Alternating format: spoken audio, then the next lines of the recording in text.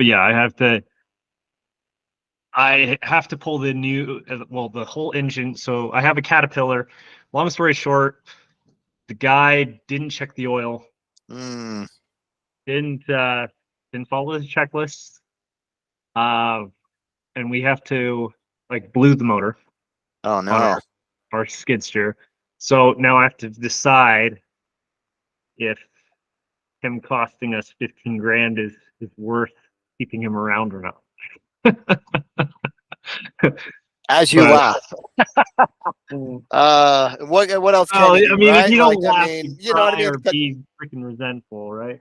That's exactly right. That's exactly right. Right. It is what it is. So I mean, you got to make the most of it. It's it's the same thing that like when my kids put holes in the walls, or if they throw a tantrum, or the dog decides to eat $100 worth of chicken that I decided to leave out on the counter one time, and that one before they were fully trained. I can be bitter and resentful and let it get the best of me. And I mean, on the positive side, I'd have a new purse if it was the dogs, but I can't really do that with an employee regardless. As much as I want to throttle them, it's definitely you have to treat with some candor, right?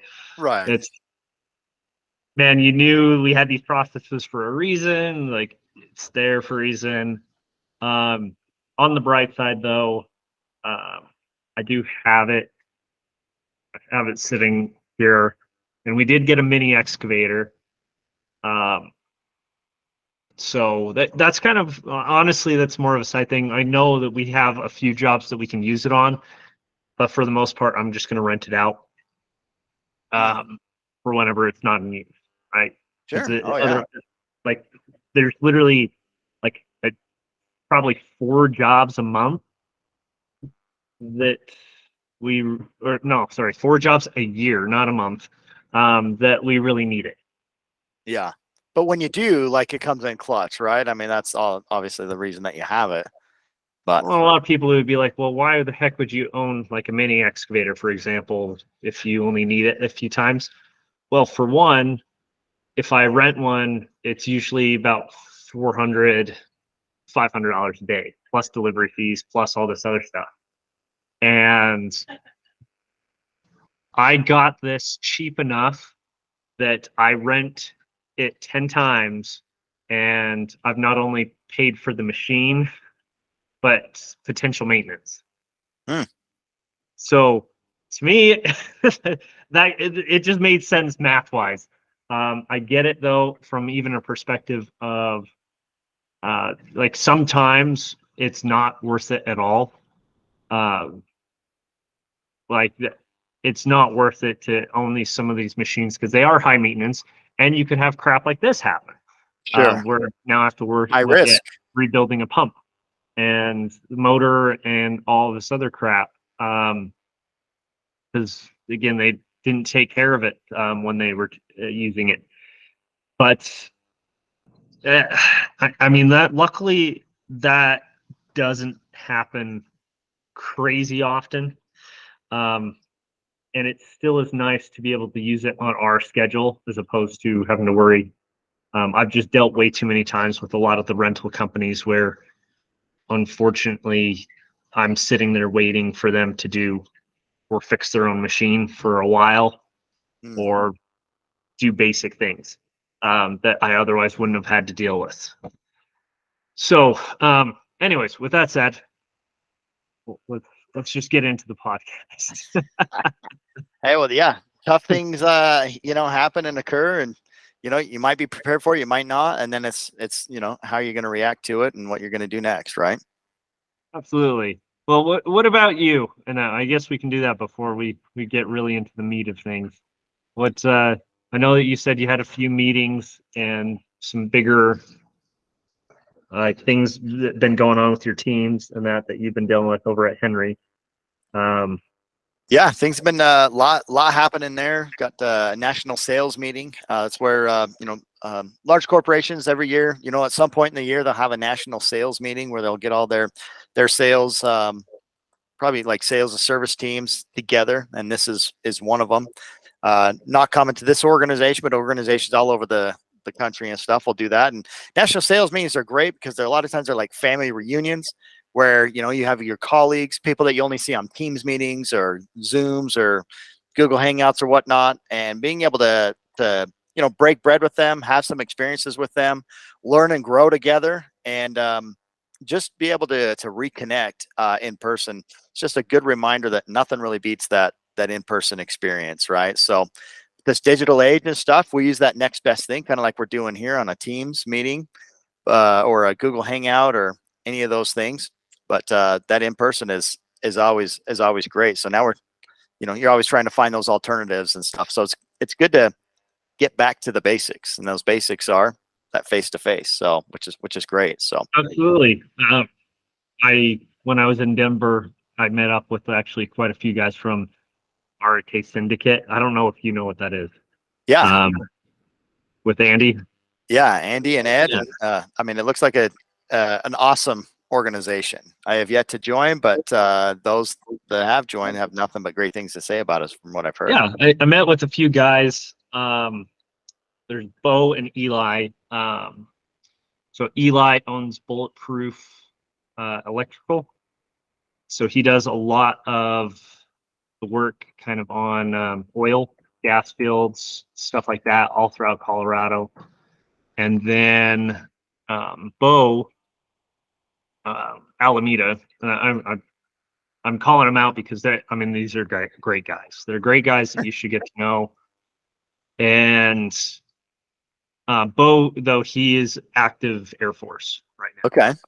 So, but he also buys and sells watches and that. But we met. We were going to go get burgers and stuff like that, and we ended up deciding because I had my kids with me, and Eli had his kids. He has a daughter and a son with him, and they're both actually the same age as our kids. Funny enough. Oh, very cool. But, and he he's a sneaky bugger. If you ever go out with him, just be careful and keep an eye on the check and that, because I mean I'm used to having to pull or be a little bit more sneaky in that with my family. This guy had the entire bill already paid for before we even sat down. Oh, no kidding. I was That's like, awesome. you little What a giver. bugger. Seriously. I was like, well played, well played. He's awesome guy though. Oh, that's awesome. Very cool. So I did get to meet them, but the whole point of that is like it is awesome to get to meet some of these individuals, get to know them in person, get to see kind of that quirks and the other things. Because I mean, frankly, it's a lot easier to put a front or face in front of the screen like this, and it's hard to really actually get to know somebody, what their kind of character they are, and who they are as a person until you get to have that face to face, right? And I mean, it's the same thing when you do those bigger events. I don't know how many events that Henry Schein does in like tech or Vegas, for example. I don't really care. I'm Vegased out. I've been Vegased out for probably a decade. I don't care to ever go down there. Like the only time I ever I think we've discussed this on a previous podcast. The only time I ever like to go down to Vegas is to go racing, right, or flying or shooting. But I don't care for the strip. I don't care for any of that other stuff. I've done all the big events. I've gone to see Blue Men Group. Anytime I take my kids though, I do take them to Tournament of Kings, where you get the 10 chicken and you like tear it up with your hands, and the potatoes and that. So you just sit there and eat with your hands with a big giant mug and get to watch these like people joust on horses and just have a fun time. And the kids love it because they love horses and that. So it's awesome for stuff like that. But honestly, some of the best events that I've gone to is when we do. So actually, funny enough, Bo and Eli, we were actually talking about having a little friendly competition with each other. Okay. Next time. So next time we meet up, we were thinking of doing like the Spartan race. Oh, no kidding. Yeah, just to see and push each other. some of those guys though are a little crazy because they actually. Have you done the cold plunge? I have done a cold plunge, but that was at Bear You don't Lake at have four one of o'clock those in the like morning. But I don't have a cold plunge or a cold freezer that people put themselves just into, like my friend. horse trough with Yeah, ice bags. I mean, that's the cheapest way, honestly. I'm okay with the 104-degree hot tub out in the backyard. That's what I'm okay with. So I'm the same way. I'm not gonna lie. Like I've had my fair share of that unwillingly, and the fact that people willingly like put themselves in an ice bath, like yeah, I have yet to see, besides like the mental discipline and control you get over yourself and everything yeah. else Oh with yeah. it.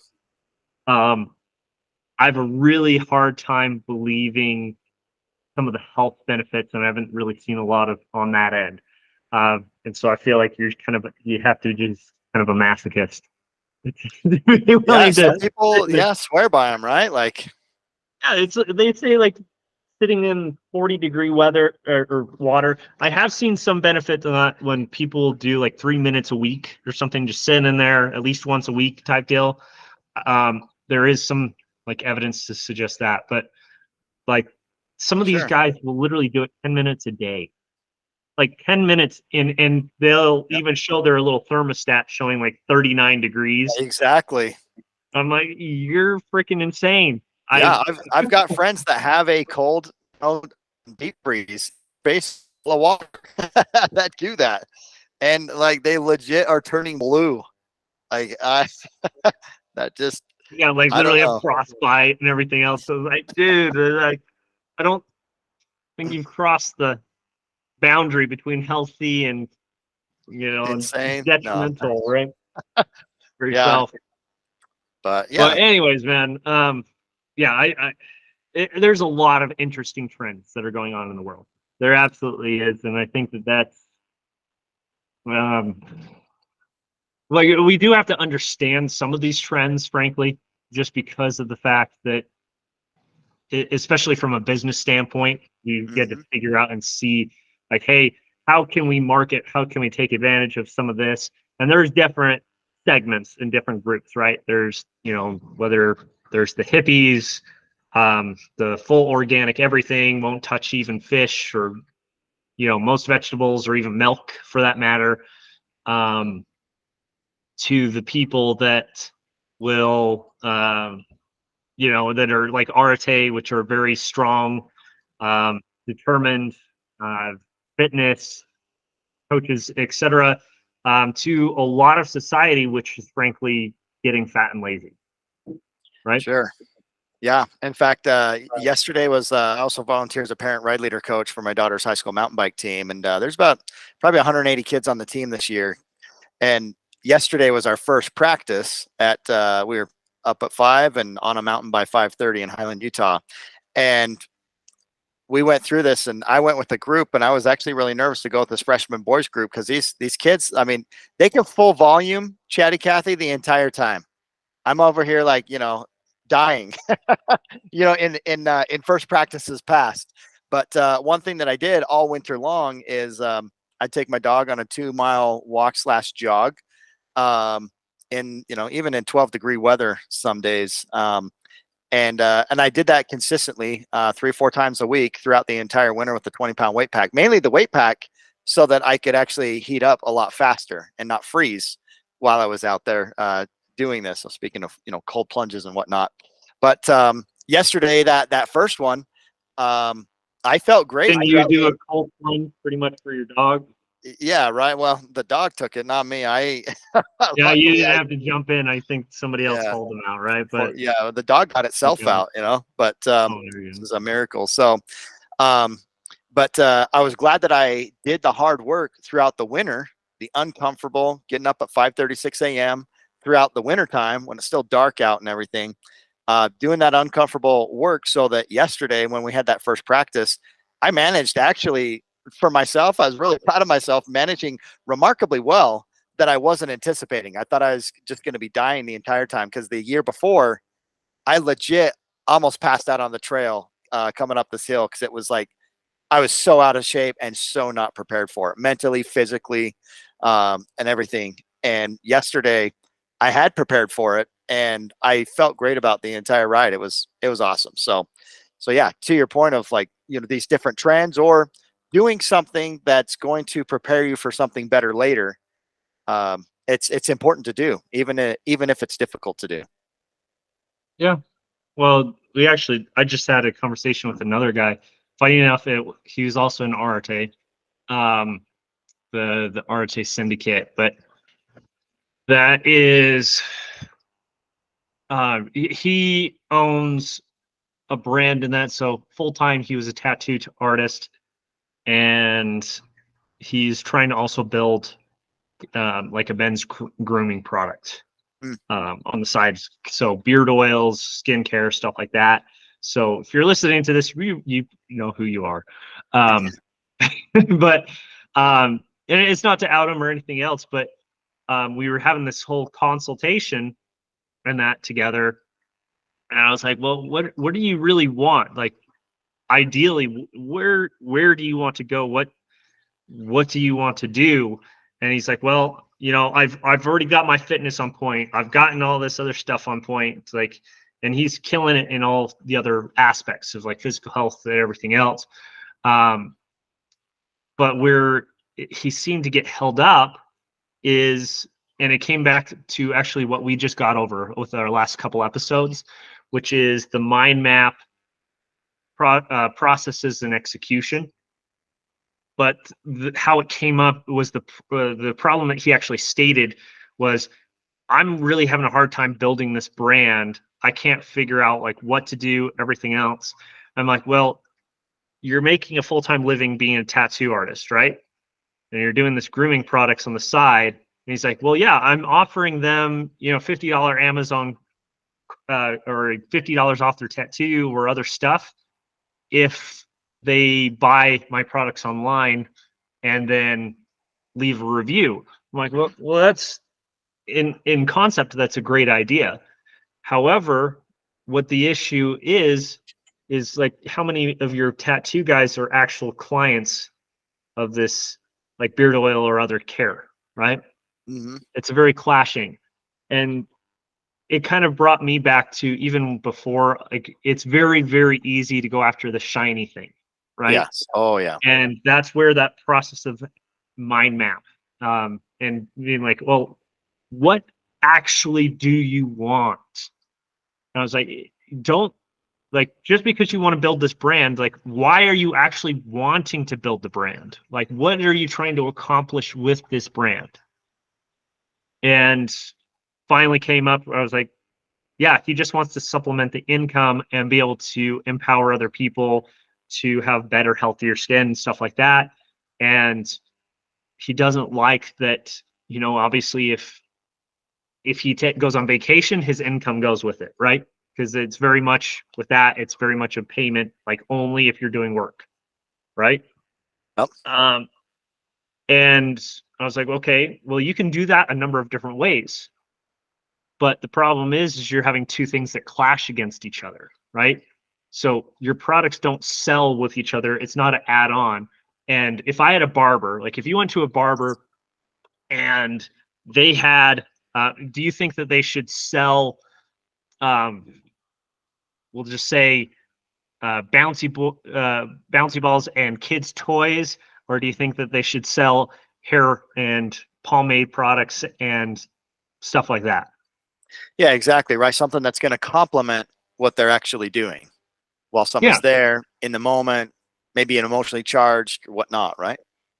So honestly, and that might actually be a great topic just to get into for this podcast, is if you are right now an employee stance, right, and you're trying to get to the entrepreneur, or you have one hustle and you're trying to get to the other hustle, and that, how do you transition that? There's a couple ways of doing that, and there's no right or wrong answer per se. There is, though, limitations that you have on your current position, right? Because most people can't just up and quit their career. They don't have a savings. They don't have the ability. They need to make money, right? So they can't just up and quit and go to the next hustle and just dive full in. So there has to be a transitional period in order to do that. So if it's as drastic as, say, the tattoo artist to hair, skin products, and everything else, then I was like, hey, there's a lot of middle ground that you can do to help wean you over to that. So how easy would it be to use some of your oils, and that is skincare or pre-shave, and also moisturizer for the tattoo care? And then how easy also would it be for you to, while you're doing the tattoos, and showing other people your work and everything, which actually helps promote that. And it promotes, like, you're actually showing the products that you're using during that, right? Mhm. So it is building, and he doesn't, I even told him, I was like, dude, don't have to mention that you own that company or anything. You just be like, hey, this is the product that I recommend using in that for putting on the tattoos, for moisturizing the skin so it doesn't scar, that it heals, that it keeps its color for the longest amount of time, blah, blah, blah, blah, blah. Yeah. Right? There's all those processes that happen. And the only reason I know that is because I have tattoos. A lot of people don't realize it. But as you transition over to that, and go through that steps, like, okay, great. Now that you have some recognition into that, especially if you're a good artist, if you're a good tattoo artist, right? You naturally will have credibility for the products that you're selling. Sure. So if you're good in your craft, you can do that. And I was like, you don't even have to sell always your products. Like, you could literally say, like, hey, here's a product I absolutely believe in, even though you're not getting paid for it. You can create vendor relationships with those people. You can create a link to Amazon for them to buy that. There's so many different ways you can build revenue, and it still accomplishes at the end goal, which is creating that subsidiary income to do that, right? All right. You could even have every single new client saying, hey, for your aftercare on tattoos, I want you to watch this video, right? So watch this video on YouTube, and it'll go over three things like how to treat it, how to get into a shower with it, what to do, how to, like, make sure that it doesn't get infected, how to react if it does, etc. And then just through that, and then pushing some of the links to say, hey, here's some other things to help you. If it is inflamed, use the, like, this Neosporin. If you don't have Neosporin, click here and buy it again. Really easy, making it as easy, idiot proof as possible, but that still accomplishes the goal. So you have, at the end of the day, you have zero excuses for where you're at, or why you think you're being held hostage where you don't want to be. Right? There's a lot of ways to leverage, and even if it's as drastic as that, as a change, because a lot of people are like, okay, well, beard oil and tattoos have nothing to do with each other. You can still, but especially with the branding that and the names that he has. But again, you can create plenty of extra steps, plenty of other things that don't clash. Because what happens when we try to do both but separate is things like feel like we're accomplishing it and doing a lot of tasks, but we're just spinning our wheels and we're not gaining traction anywhere. Yeah. Yeah, exactly. There's a lot. Yeah. And then a lot of time spent there as well. So yeah, I totally agree. Finding alignment or complementary, products and stuff, in marketing. There's someone out there, Russell Brunson with ClickFunnels. He talks about the value ladder. So, what's your core? And then what are these other little add-on things that someone might do to help provide that better experience, just like you've outlined with that whole entire, skincare process. Yeah. And I get that there is sometimes where you kind of need to build it somewhat separate. Um, and there is ways to do it where it is like, for example, if you want no association whatsoever with your current job, right? You have a W-2 job working at McDonald's, right? And then you have this other adventure, and not to bash on them, there's plenty of just fast food in general. And then you say you have a hustle that you are doing at the end of the day that that might be we'll just say a landscaping business, right? Has nothing whatsoever to do with each other. Yep. But you can still block the time, and that's where having not quality or quantity of time, but quality of time, and blocking that off and saying, okay, here's what I'm going to do. Here's who I'm going to market to. Here's what I'm going to make sure that I have a job scheduled at least every afternoon until that replaces my income. Right. And if you can't afford to do it, you have to make sure that during that time that you're dedicating, there's a transition period where you are getting good at your craft to where you can justify a ridiculous rate. And then once you are good enough to justify that rate, well, that 1 hour is going to do more pay than what you would have made your entire day anyway. And at Sure. that point, it's a very simple thing where you quit your job and just start doing 2 hours every day, right? And then the rest is marketing, expenses, etc. And then building out the team to facilitate that, so where you can focus on the business side and the other things. And then also having that real, the other people too that I've seen is when you need to have that harsh conversation with yourself, or that honest conversation with yourself on what do you actually want out of this, right? Are you trying to build an empire like I am? And that, which means if I am trying to build an empire, that means I can't stay as a technician or be doing the field service work all the day. Like I just can't, right? Exactly. I have to be replaceable. I have to build it to where somebody can step into my shoes and do my job. Yeah, absolutely. Because you can't always call, do the calls and, run the jobs and everything yourself, or turn that wrench or pull cable or whatever it is that you're doing. You've got to build out that team to replace what you're doing so that you can continue on to those higher level, more strategic things for the organization, the business, and things, all at the same time providing a valuable experience for a prospective employee, someone that could work with or for or under you, doing the things that you've mastered really well, and can teach someone else to do that same thing, to step out. Yeah. Well, I mean, even look at it this way. Like I obviously have skid steers. I have the construction background. I have the IT company.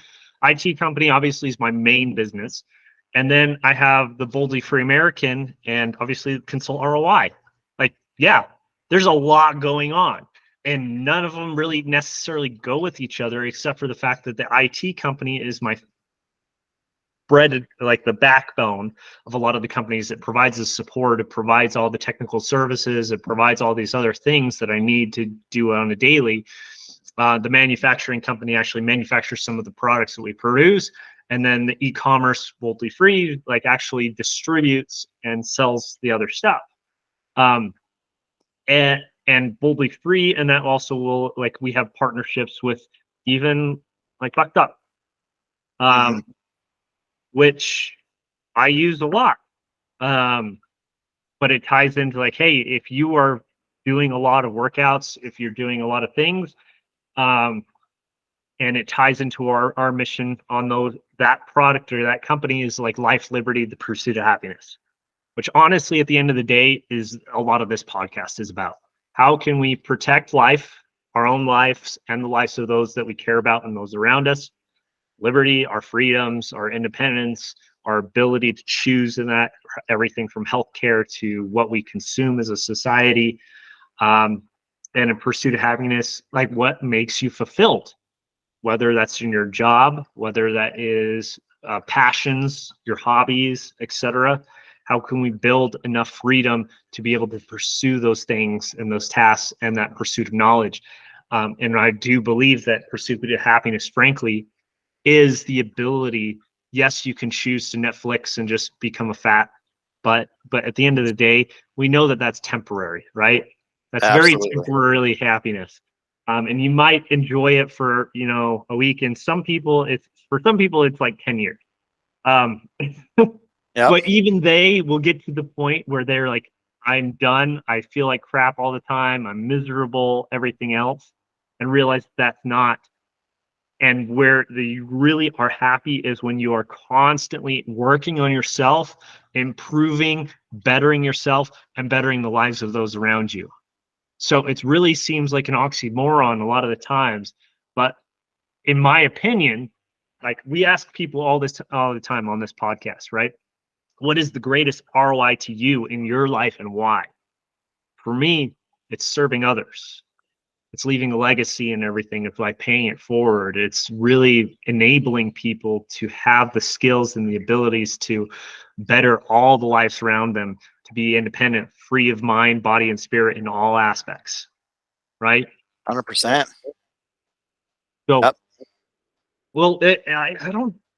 I think we did ask you on the last podcast, but I'm curious. Has your why or what you feel is the best ROI in your life, has that changed a lot from where you are now? You know, I think it definitely has evolved over the years. I mean, a lot of times it's like, oh, it's my family. They're my why. But it's like, well, why is that? Right. So that's the, top of the list obviously is my family and things. But You can keep asking why and everything, then it's not your why. yeah, right. Like it's and I believe that, like, I mean, I've experienced that life is way too short, just it just is. It's just gone by. It goes by fast. It's way too short. It's too short to be miserable. And so for me, I do find deep joy and fulfillment in serving others, being part of things, being part of things that are greater than myself. And just as pretty well sum that up of, building that empire and leaving that legacy, building that legacy while you're at it and having a good time. You're At the end talking of the about day, the where ROI, right? serve others. What's that? Well, we're talking about the ROI, like what we feel is the highest ROI. The why is just why we feel about what the ultimate ROI in life is, right? So, Yeah. so basically, I just want, and maybe you bleeped out for part of it, but it's like, what do you feel is ultimate ROI in your life, and how does your why, your current why, or how it's evolved, or whatever else, how does that tie into it? Yeah, my ultimate ROI is the time that I invest in others. I think is really what that is. Myself and others is what that comes down to, and ultimately it's so that I can better serve and meet the needs of my family and the things that we want to accomplish in our lives. What's your why? My why is driven to take care of others, my family mainly, because life is too short to be But why? miserable. Dude, we're getting you keep going deeper and deeper here. My why is because I've experienced the loss of my parents and I've been through some difficult challenges, just like anybody has throughout their lives.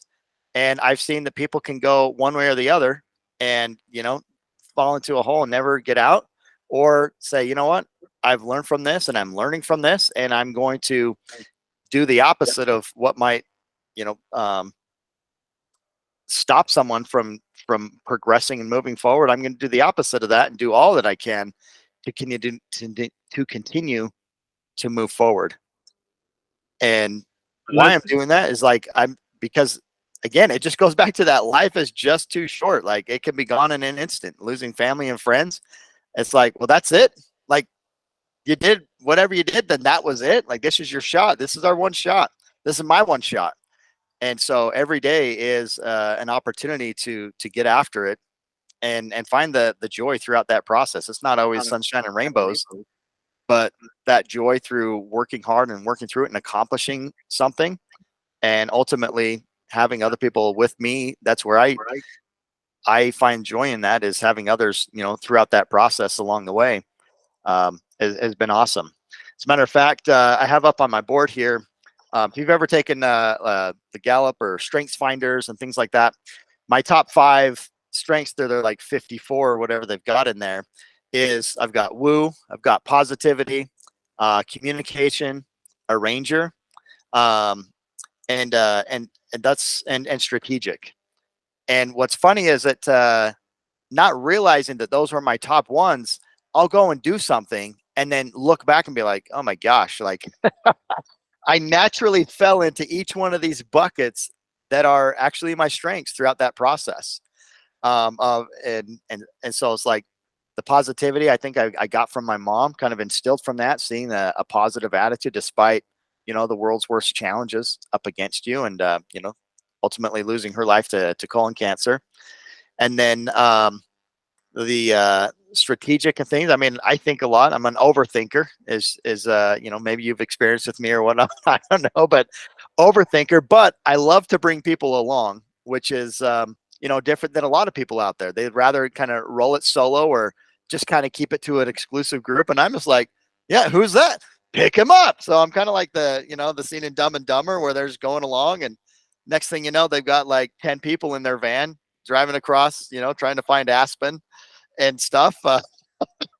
And as I've kind of gone through this whole process here, I've been able to develop my communication skills to be a more effective communicator and to communicate, sometimes difficult concepts or technical concepts in a simple way so that others can make an educated choice, or in sales, that's an educated buying decision. But then Well, at the yeah, same you're time, getting into throughout that all your process, life experience and like right. why that's really helped you pivot where you are and how that ties into your why. So that's great. And honestly, even through all of our podcasts, you will always find that people's why, or also why they're lost, is because um, of usually some kind of emotionally or severe trauma that they've experienced. Sure. And out of the need to solve or better that for other people. So some people, it was, again, working their whole butt offs in that, and then having their kids die or taken away from them, or their parents or whoever, and realizing that they worked their butt off the whole time and slaved away and everything with a good intention of trying to help or better them or do that, but they had zero quality time. They had zero meaningful moments with them during that time, and it was taken away. So they understood that life was short, and so they started enjoying life more fully. Right? Yeah. There's an opposite side of that though too, where I've seen people that they had fun, they enjoyed life all their time, but when as they got older and later in life, they realized they had nothing to show for it. They had nothing to leave to their kids. They had nothing. Like, some of the life experiences were great, but they struggled. The financial burden on them was severe, and it made it a struggle in that sense. And so they realized and appreciated like the hard work, the dedication, and the how they could pass down and instill.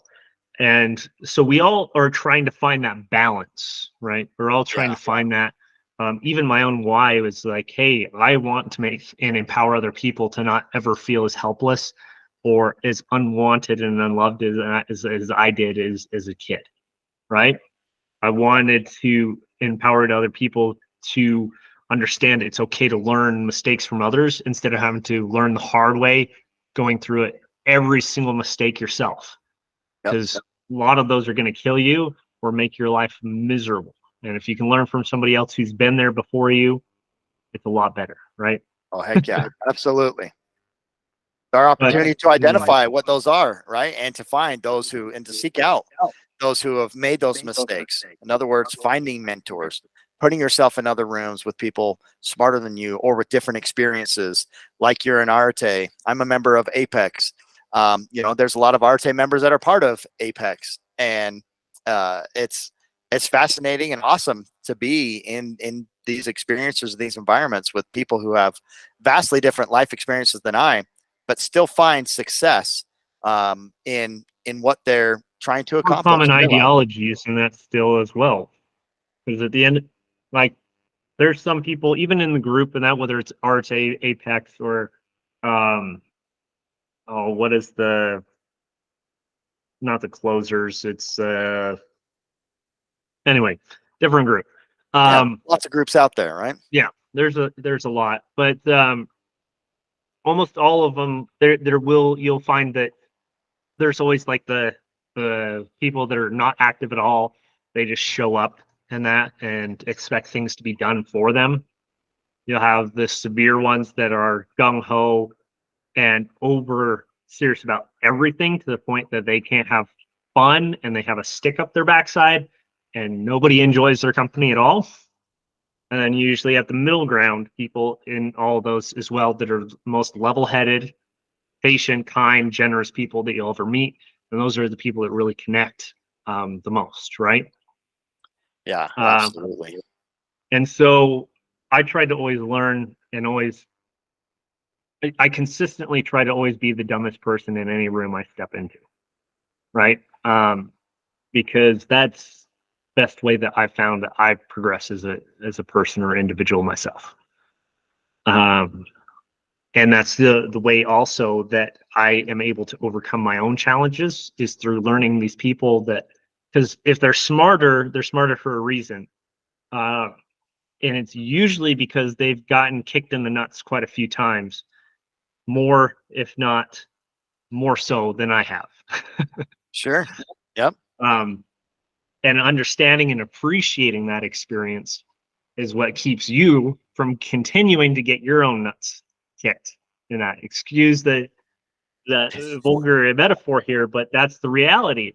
Is like, do you want to go through life and continue going through life just constantly getting kicked every 2 seconds, or do you want it to stop and cease and everything and allow you to have something more where you can actually enjoy, that you can actually find fruitful in that? You can have hard work and you can also have enjoyment, right? You can have that balance. You can work hard, for a good 5 to 8 hours in a day, and then have really quality, great family time for another couple hours a day.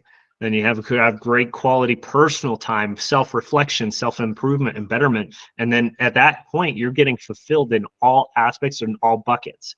But there's the old saying that you can't fill others, as we talked about in our why. You can't fill others with an empty cup. So fill your cup first so you can fill others through it. 100%. Yeah. I mean, you really touched on this when you're talking about being down in Vegas and racing, where, you are somewhat newer to that bike or maybe that level or whatnot, but then someone else gave you some tips. And now all of a sudden people are asking you how long you've been racing, being able to, perform at a higher level due to someone else's experience and mistakes. You're able to humbly take that in and apply that to your life. And it made the difference there. So that was a great example. A lot of people don't like being coached because they think that just because they've been doing it longer somehow makes them better at something. Yeah. But the reality is the people that are naturals even are people that they learned better from other people. And that's really what it came down to. They learned, they were willing to make mistakes, they were willing to do that, but they were still consistently willing to move forward and be the best at what they did. Yeah. Like, you don't look at any legends, and it doesn't matter if it's music, sports, or anything else, that didn't take severe risks and learn from tons of other people in their industry, even people that were considered infinitely less skilled than they were. Yep. 100%. And that's the thing, is like, there's successful people out there that are no smarter than you or I in many, many ways. And they've just figured out how to learn from these people and apply a few things and stay consistent at it and find that success that they're looking for. So anybody can do it. And that's the reality, is the people that are wealthy that are like, again, it doesn't matter who it is, even most billionaires, even Trump, and that really isn't the smartest cookie in that when it comes to a lot of things. I guarantee if you started asking him questions about astrophysics or anything else, he wouldn't know the first clue, right? Sure. However, he does know how to influence people. He does know how to get people's attention. He does know how to get publicity behind that. He also knows how to influence them to accomplish a goal, which makes him very effective drama or reality TV star, as well as an effective leader in a lot of aspects. Sure. And so whether you hate him or not as a person, you can't deny he's very skilled and smart in those realms, right? And it's the same with a lot of other people. Most billionaires are, again, not very smart people in the sense of actual scholar knowledge. They're very skilled on the ability to learn the life lessons. What they saw somebody with money, they're like, hey, this is what that person's doing well. This is what they're not doing well. How can I learn the part that somebody isn't doing well and capitalize that? Right. So they find someone else that does do that portion really well. And then they execute on those, the combination of the two. And all that takes is like, look, copy, literally just copy what I'm doing well and find the things I suck at, find somebody else that is a lot better in that realm. Like, I'm fully encouraging you. If you can find somebody else that sucks at what I suck at, or is great at what I suck at, Sure. I can talk straight today. And you can execute on both of those things at that level and everything, learn from both of us. I guarantee you will be double, if not triple, if not 10 times more successful than I am or that other person. Yeah, absolutely. Absolutely. So true. Man, this has been a great conversation and dialogue. Been pretty fascinating, and it's a great time to reflect on what exactly that why is, and always refine it. Absolutely. So I know that we've covered a few different topics here, but again, if you can just take a lot of the lessons, this is a great kind of summary of all the lessons that we've accumulated so far in this podcast. So if you can take some of those, execute on them and everything, just be better every single day. Dude, you're just alone. We've given you literally all the tools that you really need to kill it, to find the best happiness in your life, to be the most thrive. And I honestly, like, I want to see you thrive in that. And then you might know, like, oh, you don't freaking know me. You don't, it doesn't matter. I can see my impact. I can see the impact that it has on you as a person. I can see the impact that it has on your family. I can see the impact it has on your friends. And that, like, that feeling and everything, that empowerment, that sense of like full gratitude and like fulfillment, even in that person's life, like, you can't take that away at all. It's the most gratifying experience and seeing that you will ever do, right? So true. That is honestly what fills my cup up to do more. And every single time I see somebody else that is, again, killing it, that is more successful than I am, I'm like, dude, I'm like, that makes me so thrilled, that is so happy and everything else, and it empowers me to do this more. It's the whole reason I freaking do this stinking podcast in the first place. I don't think I have better things to do than that, but the reality is it's like a drug. It's like a very healthy heroin